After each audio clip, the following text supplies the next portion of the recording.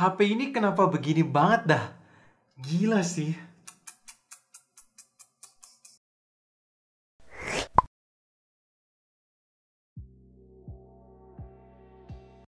So guys, welcome back to UpToDate channel. Nama gue Greg. Jadi setelah 5 bulan resmi di Indonesia, ini dia penerus dari Reno 4 kemarin, itu Oppo Reno 5. Jujur, gue punya banyak banget ekspektasi di HP ini karena Reno 4 kemarin set standar yang baru. Jadi kalau ditanya apakah HP ini bisa mencapai ekspektasi gue, secara fitur sih memang banyak dan upgrade-nya pun major. Tapi langsung aja tanpa basa-basi lagi, let's check it out. Di bagian layar ada 3 hal yang berubah. Pertama, untuk ukuran layar sekarang jadi lebih besar sedikit. Dari sebelumnya 6,4 inch sekarang jadi 6,43 inch. Kedua, untuk desain juga ada yang baru. Dari sebelumnya dual punch hole sekarang jadi menggunakan single punch hole kecil yang bisa menambah screen to body ratio lebih besar lagi. Dan ketiga, refresh rate-nya sekarang menggunakan 90 Hz. So far sih, untuk HP mid-range yang menggunakan panel AMOLED plus 90Hz refresh rate, setahu gue belum ada ya. Dan ditambah 90Hz di HP ini juga bisa di-lock. Sehingga kalau kalian mau scrolling-scrolling di app drawer ataupun Instagram sosmed, itu bisa berjalan ya mulus dan kelihatan banget lah mulusnya. Oh ya, untuk secara experience juga sama bagusnya. Layar Full HD Plus-nya tajam, warna yang dihasilkan vivid, gonjreng, dan true to life berkat support HDR10 juga. Oh ya, terakhir untuk proteksinya sudah menggunakan Corning Gorilla Glass 5. Bahan material back cover HP ini terbuat dari polikarbonat dengan lapisan liquid crystal coating. Di bagian finishing ini rada lucu sih, kalau misalkan gue sentuh rasanya kasar. Tapi begitu gue usap-usap rasanya halus. Jadi ini teksturnya kasar tapi halus, unik. Dan untuk warna Reno Glow terbarunya juga kayak pelangi yang kalem. Kalau kalian lihat dari sisi berbeda, ada campuran warna pink, ungu, kuning orange, biru cyan, dan ada warna silvernya. Gua suka sih, kelihatan beda dan fresh aja. Oh ya, untuk desain masih membawa desain ramping nan tipis. Setipis 7,74 mm dan beratnya hanya 170 gram. Gue berharap sih semoga Oppo bisa membawa desain tipis ini ke seluruh line up-nya. Chipset di HP ini sama kayak Reno 4 kemarin, yaitu menggunakan Snapdragon 720G yang Antutunya bisa hit di angka 274 ribuan. Dipakai game PUBG, bisa dapat settingan grafik di balance dengan opsi frame rate tertinggi mentok di ultra yang konsistensi FPS bagus. Terus frame drop signifikan jarang banget gue temuin, gyroscope lancar, dan untuk pertama kalinya fitur game space di ColorOS 11.1 terbaru. Touch sensitivity-nya itu bisa kalian adjust. Mau seberapa kencang ataupun seberapa lama bisa kalian atur sesuai preferensi. Gua tahu ini bukan HP pertama yang punya fitur ini, tapi gue senang ColorOS akhirnya bisa terupdate dengan fitur gamers tapi di budget mid-range. Oh ya, untuk game kedua Genshin Impact masih bisa dapat settingan default itu di low plus 30 fps. Tapi gue lebih senang pindahin ke lowest plus 60 fps biar animasi makin kelihatan mulus aja.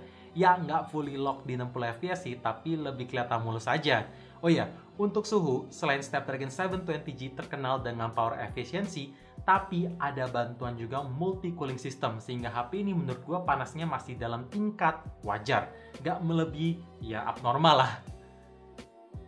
Nah, ngomongin software, HP ini udah run di Android 11 plus ColorOS 11.1 terbaru. Jadi ada banyak banget penambahan fitur. Saking banyaknya, gue akan sebut 3 fitur favorit gue pribadi aja. Pertama, ada mini window atau picture in picture. Basically, kalian bisa membuka 2 aplikasi secara bersamaan dalam satu layar, sehingga multitasking makin gampang. Kedua, personalization bisa makin komplit. Ya, kalian bisa ganti warna di keseluruhan sistem. Terus, icon-icon di notification drawer bisa kalian atur bentuknya mau kayak gimana. Ada lagi always on display yang makin banyak pilihan, plus ada notification edge lightning. Jadi ketika ada notif masuk di always on display, yaitu nanti akan ada efek cahaya yang ngalir dari bawah ke atas. Keren sih, gue suka karena unik aja. Ketiga, ada di sistem cloner. Ya, ini fiturnya basically ada 2 ruang yang bisa kalian atur. Cocok, misalkan di ruang pertama kalian mau pakai untuk kerjaan aja, Dan ruang kedua bisa dipakai buat personal, sehingga nggak nyampur, jadinya nggak ribet aja. Yang ini pasti kalian suka sih, karena sistem clonen gue pribadi juga suka. Bang, apakah HP ini punya LED notification? Jawabannya nggak ada, tapi karena panel layarnya sudah menggunakan AMOLED, jadi tersedia fitur Always On Display yang gue suka. Karena kalian bisa lihat jam, tanggal, baterai, sampai notifikasi yang masuk tanpa harus pegang HP-nya. Jadi kalau misalkan kalian lagi berpergian keluar sebentar terus mau ngecek HP, ya itu notifikasi yang masuk bisa langsung kelihatan tanpa harus pegang HP-nya sih. Gua suka, apalagi bisa kalian custom, dan tadi ada edge lighting yang udah gua mention di bagian software.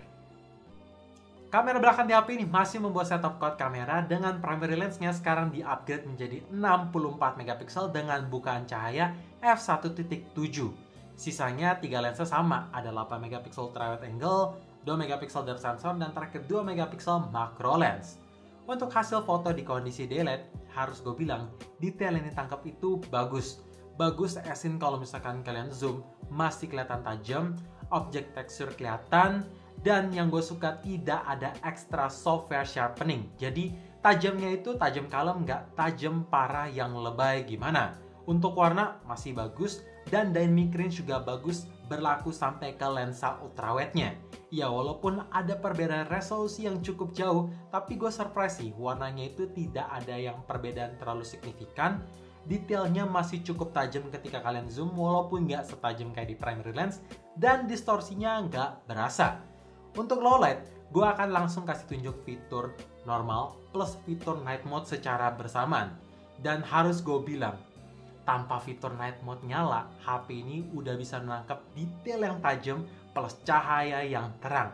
Sehingga kalau mau foto di kondisi cahaya yang minim, ya masih kelihatan ada bentuk objeknya dan tajam juga. Tapi kalau kalian mau berkurangin noise-nya, mau nangkep detail yang lebih tajam dan cahaya yang lebih terang, ya aktifin aja fitur night mode jawabannya.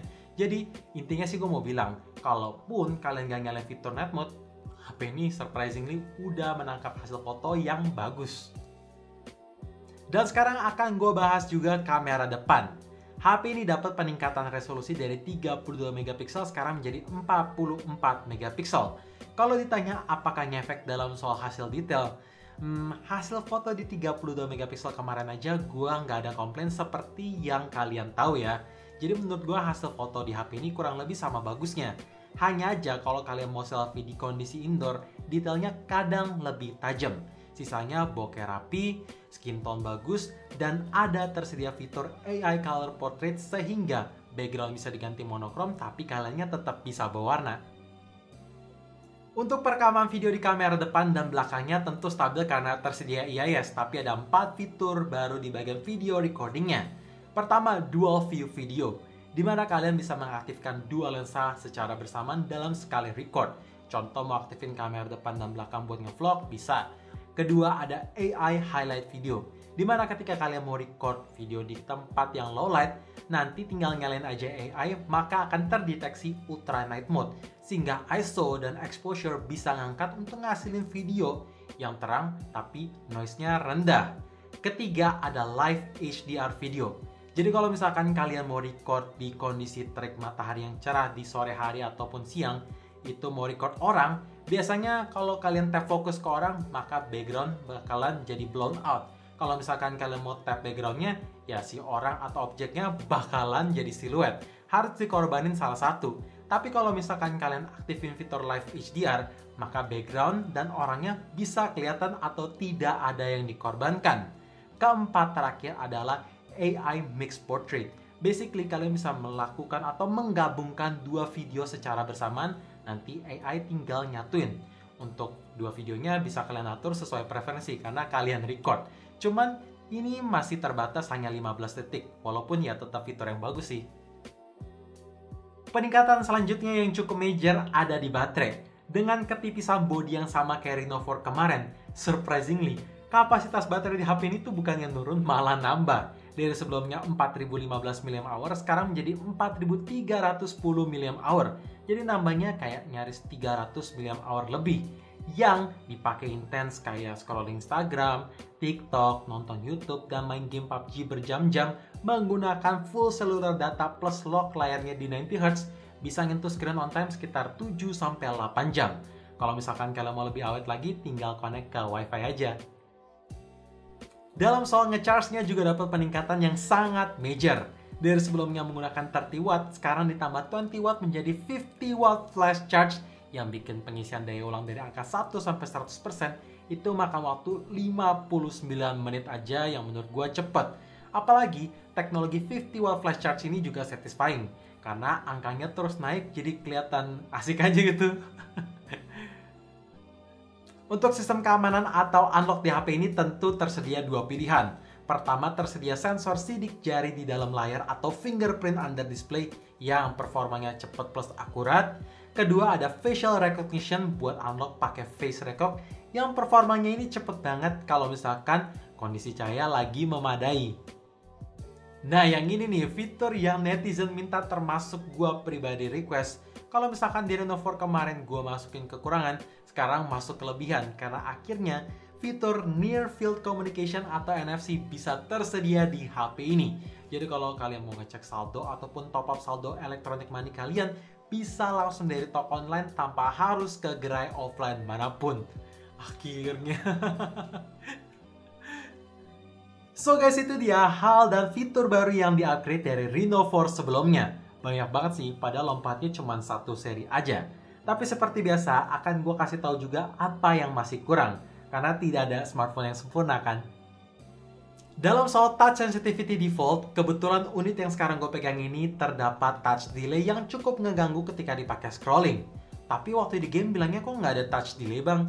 Iya nggak ada, tapi seperti yang gue bilang tadi di game, kan bisa kalian atur touch sensitivity-nya lewat fitur game space. Jadi kalau di game ya nggak berasa. Berasa hanya ketika dipakai scrolling. Gue berharap sih semoga bisa cepat di-update atau di-fix lewat software update mendatang. Body build quality dari HP ini secara keseluruhan menurut gue udah solid. Tapi somehow di bagian tengah back covernya itu berasa sedikit kopong. Kalau ditekan-tekan ya ada gapnya. Gue tahu sih ini nggak big deal. Karena nanti kalian pakai HP ini bakalan dipakein case juga kan. Satu bug di ColorOS terbaru yang cukup aneh menurut gue ada di bagian app drawer. Untuk buka tutup ya bisa tinggal tarik dari bawah ke atas ataupun dari atas ke bawah untuk tutupnya. Tapi somehow ketika gue udah tarik terus gue mau pilih-pilih aplikasi dan gue mau nutup app drawer-nya dengan cara tarik dari atas ke bawah, itu nggak bisa atau nggak sesimpel ketika sebelum gue scrolling ke aplikasi. Mesti tekan di bagian search bar-nya baru bisa diturunin. Kalau nggak dia nggak bisa diturunin. Gue nggak tahu sih kenapa, tapi gue berharap semoga cepet-cepet di-fix lewat software update mendatang ya. Surprisingly, fitur favorit gue yaitu Air Gestures masih tersedia di HP ini. Tapi kenapa dimasukin kekurangan bang? Sebenarnya ini bukan kekurangan yang gimana-gimana, hanya aja fungsinya belum diupdate lebih jauh lagi. Masih terbatas hanya buat angkat ataupun matiin telepon, scrolling ke beberapa aplikasi sosmed kayak YouTube, TikTok, terus ada Instagram dan Facebook. Ya sisanya itu aja. Gue berharap semoga bisa diupdate ditambah, misalkan bisa ganti swipe ke kiri, kanan di home screen. Jadi fungsinya nggak limited buat baca di tab ke atas ataupun ke bawah aja gitu. Yang ini sebenarnya bukan kekurangan melainkan harapan dari gue pribadi, yaitu di bagian speaker. HP ini masih menggunakan single bottom fairing speaker yang sama kayak Reno 4 kemarin. Jadi kualitas suaranya overall nyaris sama. Suaranya cukup kencang, bassnya masih berasa, treble-nya berasa, dan clarity berasa. Tapi gue berharap semoga di next generation HP ini minimal udah pakai stereo speakers lah ya. Karena kan seri aja udah mengadopsi fitur tersebut. So guys, itu dia video review 2 minggu bersama Oppo Reno 5. Jadi kalau ditanya apakah HP ini bisa mencapai ekspektasi gue, jawabannya ini melebihi lagi sih. Dan kalau kalian tanya apakah HP ini worth it, jawabannya dengan harga 4.999.000 atau harga yang sama kayak Reno 4 kemarin, fix ini HP worth it karena banyak fiturnya dan upgrade-nya sangat major. Coba menurut kalian gimana? Komen aja di bawah. Jadi ini adalah awal tahun pembuka dari Oppo Indonesia. Ya standar HP mid-range makin naik lagi sih. Gila banget cuy. So thank you for watching. Jangan lupa like dan subscribe channel ini sekaligus nyalain notifikasinya juga supaya kalian tahu kapan video baru diupload. And as always, stay safe, stay healthy, dan stay updated with up to date.